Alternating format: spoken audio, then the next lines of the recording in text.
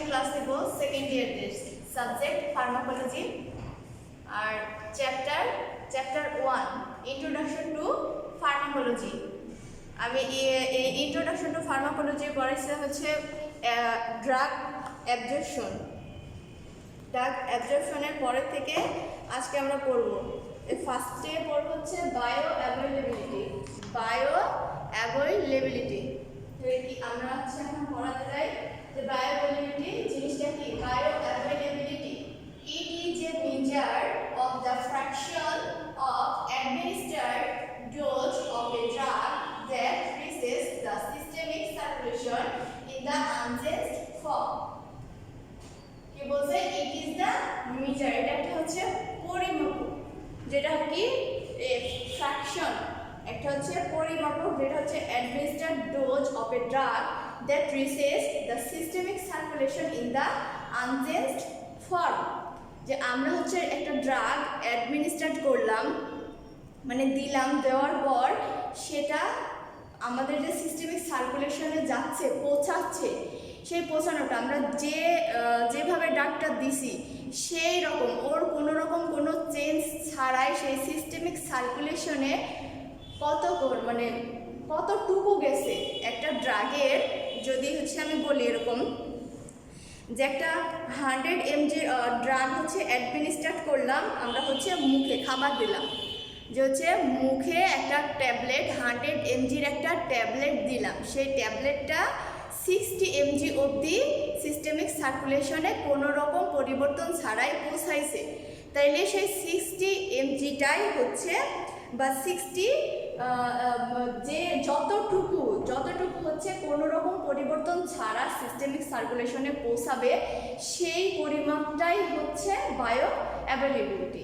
আর bio availability হচ্ছে সব সময় পার্সেন্টেজে প্রেজেন্ট করতে হয়, প্রকাশ করতে হয়। তাইলে আমরা কি বলবো?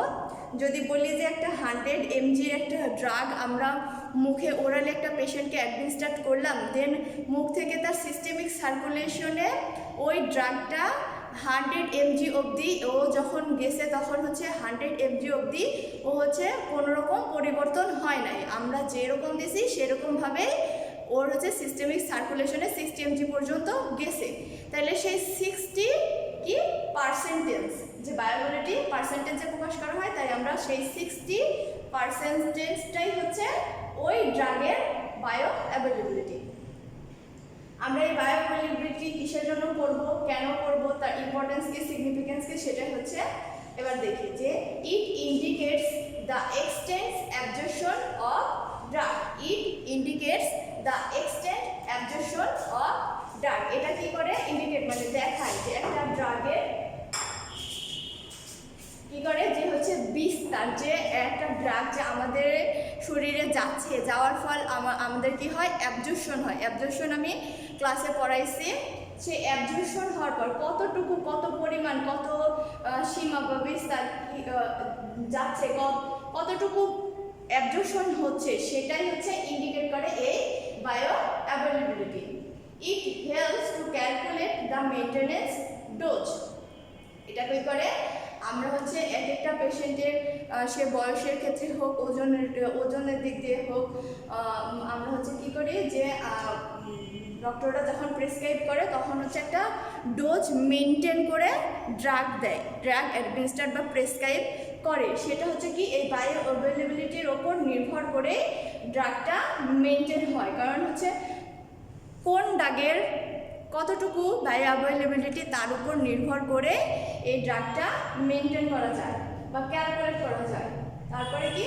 For comparing different formulation of same drug produced by different companies.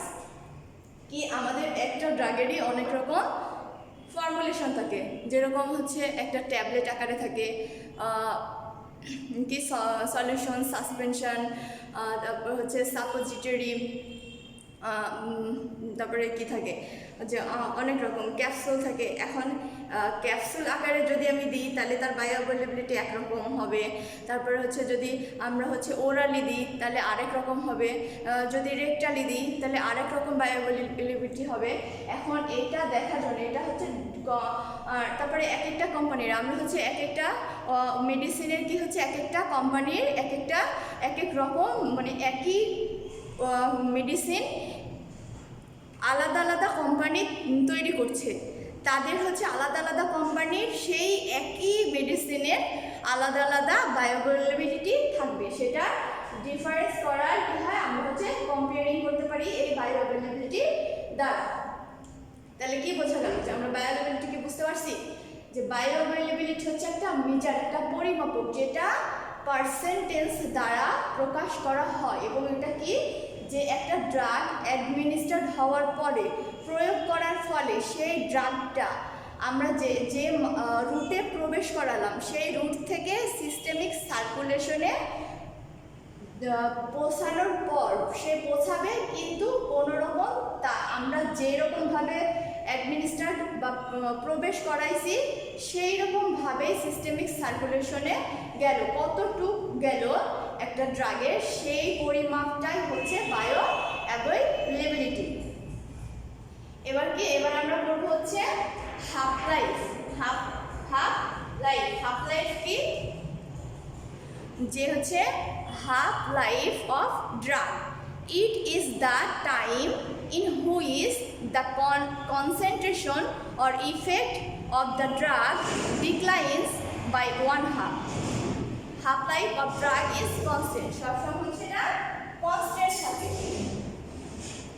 It is the time in which the concentration or effect of the drug declines by 1/2. কি বলছে হাফ লাইফ হচ্ছে একটা সময়টা কি আমরা হচ্ছে একটা ড্রাগ অ্যাডমিনিস্ট্রেট করলাম, সে অ্যাডমিনিস্ট্রেট করার পর সেই ড্রাগটা সিস্টেমের সার্কুলেশনে কতক্ষণ পরে যে যেরকম হতে পারে যে একটা 100 mg একটা ড্রাগ আমরা ওরালি দিলাম, দেওয়ার ফলে সেই ড্রাগটার 50 mg কতক্ষণ পর 50 mg অ্যাবজর্পশন হলো, সেই টাইমটাই হচ্ছে হাফ লাইফ। মানে যে টাইমটা আমরা একটা ড্রাগ অ্যাডমিনিস্ট্রেট করার পর যতক্ষণ পর মানে যতটুকু টাইমের মধ্যে ওই ড্রাগটার হাফ অ্যাবজর্পশন হবে, তার হচ্ছে ইফেক্টটা পড়বে, সেই টাইমটাই হচ্ছে হাফ লাইফ। আর হাফ লাইফের ইম্পর্টেন্স কি, এটা হচ্ছে duration of action of drug. এটা কি আমরা হচ্ছে হাফ লাইফ থেকে ডিউরেশন বের করতে পারি যে একটা ড্রাগ আমরা অ্যাডমিনিস্ট্রেট করার পর সেই ড্রাগটা কতক্ষণ ধরে অ্যাকশন চলবে। যে আমরা হচ্ছে ওরালি যদি একটা ট্যাবলেট একটা পেশেন্টকে দিই, সেই ট্যাবলেটটার অ্যাকশন কতক্ষণ থাকবে সেই ডিউরেশনটা আমরা এই হাফ লাইফ থেকে জানতে পারি।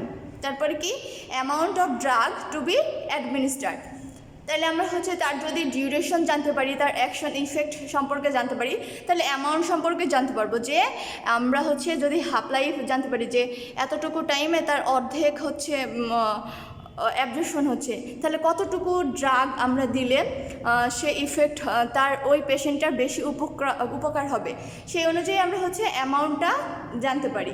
তারপর কি ফ্রিকুয়েন্সি অফ অ্যাডমিনিস্ট্রেশন। এখন একটা পেশেন্টের আমার হচ্ছে একটা ড্রাগ খুব জরুরি, সব সময় তার ওই ড্রাগটা দরকার, তাহলে আমরা হচ্ছে যখন আমরা ওই ড্রাগ সম্পর্কে জানতে পারবো যে তার হাফ লাইফ কত, তখন হচ্ছে তার অ্যামাউন্ট জানতে পারবো, তার ডিউরেশন জানতে পারবো, ফলে হচ্ছে ফ্রিকোয়েন্সি মানে কতক্ষণ পর পর সেই ড্রাগটা আমাকে অ্যাডমিনিস্ট্রেট করতে হবে, ওই পেশেন্টকে দিতে হবে, সেই সম্পর্কে জানতে পারবো। তারপরে কি মেনটেনেন্স অফ ড্রাগ ওভারডোজ। আমরা হচ্ছে যদি হাফ লাইফ জানতে পারি তাহলে সেখান থেকে কি আমরা ডিউরেশন জানতে পারলাম, তারপরে অ্যামাউন্ট জানতে পারলাম। তাহলে অ্যামাউন্ট যদি জানতে পারি তাহলে আমরা নিশ্চয়ই তার হচ্ছে ড্রাগের ওভারডোজ করবো না, যে পেশেন্টের যতটুকু লাগবে, যতক্ষণ আমরা তার বুঝে গেলাম যে এতটুকুর মধ্যে তার অর্ধেক ড্রাগটা অ্যাবজর্পশন হচ্ছে, তাহলে পুরো ড্রাগটা কতক্ষণে অ্যাবজর্ব হবে সেটা সম্পর্কে জানতে পারবো। তাহলে অ্যামাউন্টও জানতে পারবো যে তার এতটুকু মেডিসিন লাগবে, তার হচ্ছে ড্রাগটা লাগবে।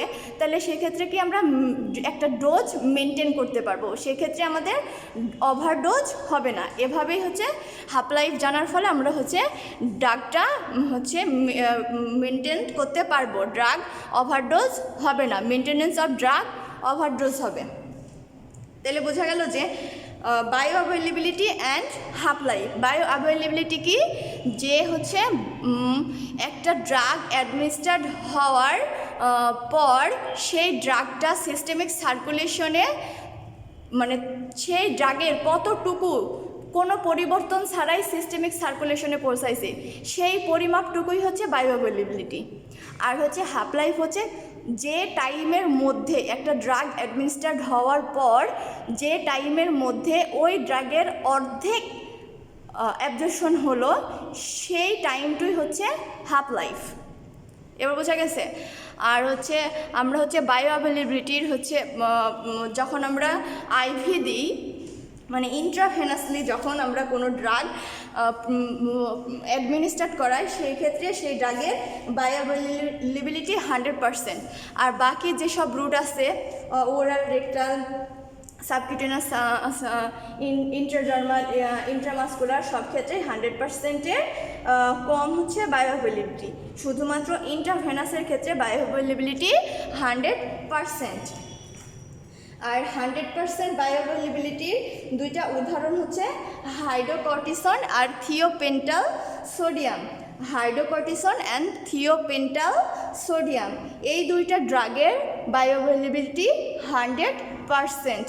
মানে কি, তারা হচ্ছে এই আমরা হচ্ছে হাইড্রোকর্টিসন অ্যান্ড থিওপেন্টাল সোডিয়াম যখন কোনো পেশেন্টকে অ্যাডমিনিস্ট্রেট করব, তখন সেই ড্রাগটা কোনো রকম পরিবর্তন ছাড়াই 100% সিস্টেমিক সার্কুলেশনে পৌঁছাবে।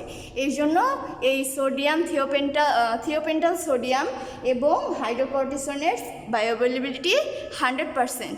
এবং কি যে শুধুমাত্র ইন্ট্রাভেনাসলি যেসব ড্রাগ আমরা প্রবেশ করাই সেগুলোর বায়োঅ্যাভেলেবিলিটি 100%, বাকি রুটগুলোতে হচ্ছে 100%-এর কম। তাহলে আজকে আমরা ইন্ট্রোডাকশন টু ফার্মাকোলজির মধ্যে পড়লাম হচ্ছে bio availability and half life of drug. এখান থেকে যদি সেরকম কোনো প্রশ্ন আসে না, শুধুমাত্র এই বায়োঅ্যাভেলেবিলিটি কাকে বলে, হাফ লাইফ কী জিনিস, এর শর্ট নোট যদি আসে তাহলে আমরা জাস্ট বায়োঅ্যাভেলেবিলিটি কী এবং ইম্পর্টেন্স, এর হাফ লাইফ কী, হাফ লাইফের ইম্পর্টেন্স, এতটুকু দিলে শর্ট কোশ্চেন হিসেবে আমাদের এসে থাকে।